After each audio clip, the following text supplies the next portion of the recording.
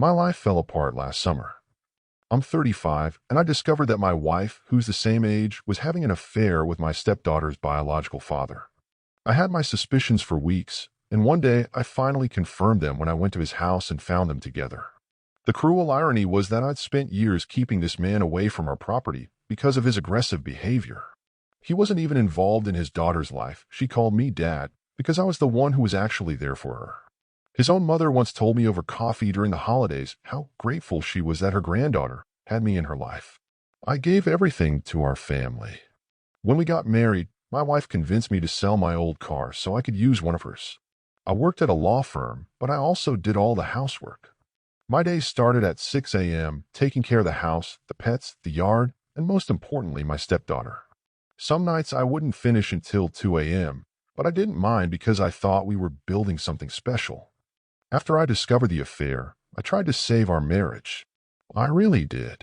But I kept catching her texting him, making plans to meet. She would promise she'd stop, swear she wanted to work things out, but they were all empty words. She even started making plans to meet other men. When I confronted her, she turned it around and blamed me, saying I should have done something to prevent it. Things got worse. She became emotionally manipulative, using guilt to control me. Then she told me she was pregnant. When I asked for a DNA test, she immediately got an abortion and blamed me for that too. It was like living in a nightmare where everything I thought I knew was being twisted around. I finally left last month. I had to quit my job because it was connected to her law firm. I lost everything: my home, my car, my stepdaughter who I loved like my own, and half of my support system since her family had become my family too. If it wasn't for my parents and siblings taking me in, I would be homeless. The hardest part was realizing that the betrayal went back to when we were dating. Our whole relationship was built on lies. We weren't even married for a full year, but she managed to destroy everything I had built. My lawyer, who's been a family friend for years, says there's not much I can do legally since we were married for such a short time. These days, I can barely get out of bed. Going outside feels impossible. Even spending time with my closest friends leaves me breaking down in tears on the drive home. My friend Jack tries to get me to go to the gym with him, and Maria keeps inviting me to game nights, but I can't handle being around people for too long. I just found out there's going to be a divorce hearing soon. My friend Tom, who still talks to people from our old social circle, warned me that my wife is planning to bring her affair partner to the hearing, just to hurt me more. Some friends offered to come with me for support, but others think I should just ignore them both. I don't know what's worse, betrayal itself or the aftermath. I keep wondering how I'll ever trust anyone again. Sometimes I drive around late at night just to avoid lying in bed with my thoughts. The only thing keeping me going is knowing that my family has my back, even though I feel like I've let them down somehow by ending up in this situation. The hearing is tomorrow morning. I haven't slept properly in days, thinking about having to see them both. Tom and Maria have both offered to come with me, but I think I need to face this on my own. I just hope I can keep it together when I'm in that courtroom. I arrived at the courthouse early, hoping to avoid any drama. My lawyer was already there, waiting with a cup of coffee and a reassuring smile. We went through our paperwork one last time while waiting for the judge. I kept my eyes on the floor when my wife walked in, focusing on the pattern in the carpet to stay calm. She came alone. After all that talk about bringing her affair partner, he didn't show up. I could hear her sniffling, probably trying to get attention or sympathy from anyone who would give it. I didn't look up once.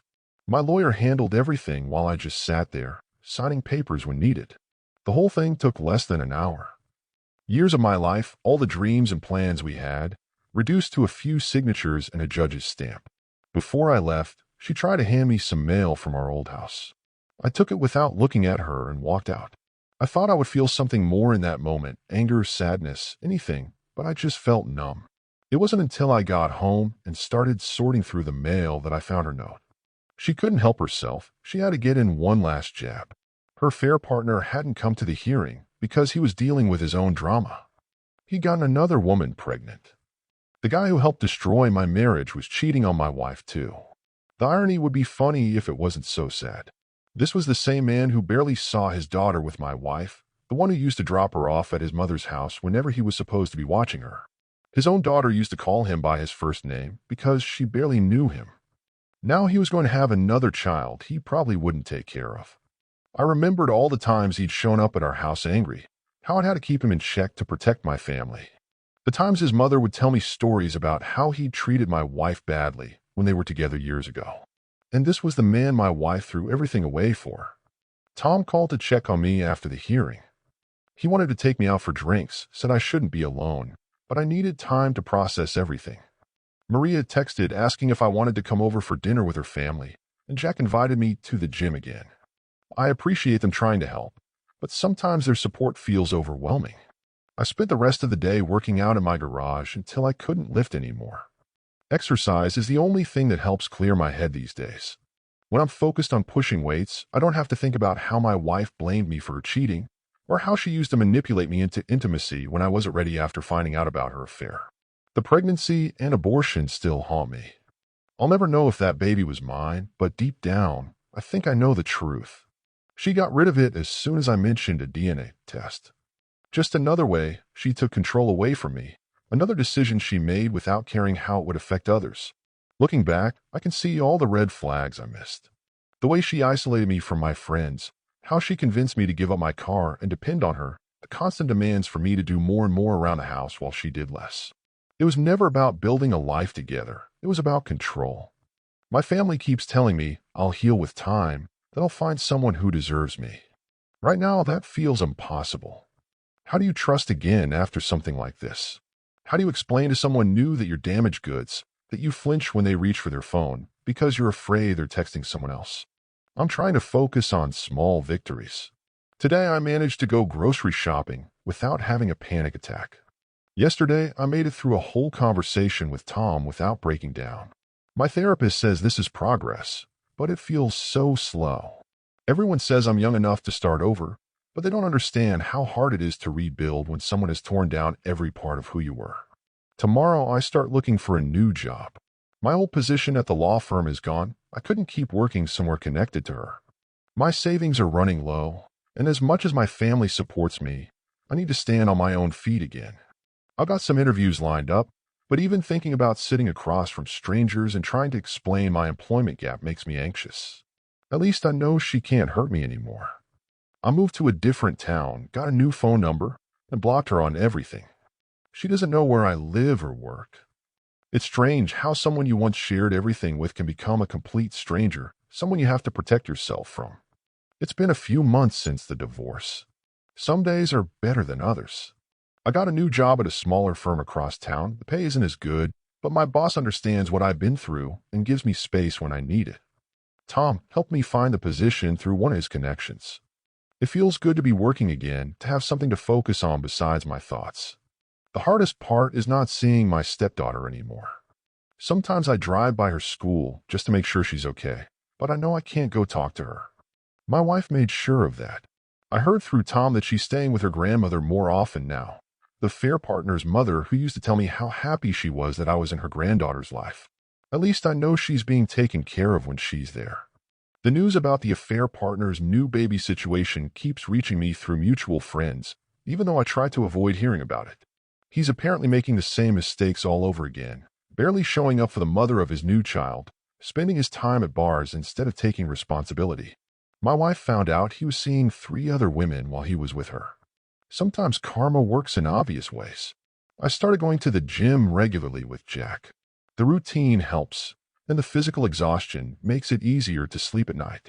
Maria hosts game nights every Thursday, and I've finally started attending again. The first few times were rough. I kept expecting my phone to buzz with angry messages from my wife or for someone to bring up my marriage. But my friends have been good about giving me space while keeping me included. Last week, I ran into my former mother-in-law at the grocery store. I tried to avoid her, but she saw me and started crying right there in the produce section. She apologized for her daughter's behavior, told me how ashamed she was. She mentioned that my stepdaughter asks about me sometimes. That conversation sent me back a few days. I had to call in sick to work and spent most of the time in bed, just trying to breathe through the pain. My sister suggested I try dating again, but I'm not ready. The thought of letting someone new into my life, of being vulnerable again, makes my stomach turn. I can barely handle friendship right now, let alone romance. My therapist says that's normal, that I need to focus on healing myself before I can think about being with someone else. The nightmares are less frequent now. I don't wake up in cold sweats wondering if my wife is texting other men or thinking about how she manipulated me after I caught her cheating. The memory of her threatening to hurt herself if I left her doesn't sting as much anymore. I can see those threats for what they were, just another form of control. I'm starting to understand that none of it was my fault. All those hours I spent taking care of our home, being a father to her daughter, supporting her career, I did everything right. She was the one who chose to destroy what we had. Her actions reflect on her character, not mine. It took months of therapy to accept this, but I'm finally starting to believe it. My new apartment is small, but it's mine. I've started cooking again, something I used to love doing for my family.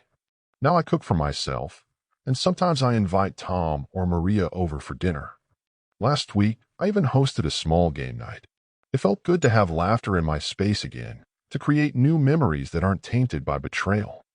Yesterday, I deleted the last photos of my old life from my phone.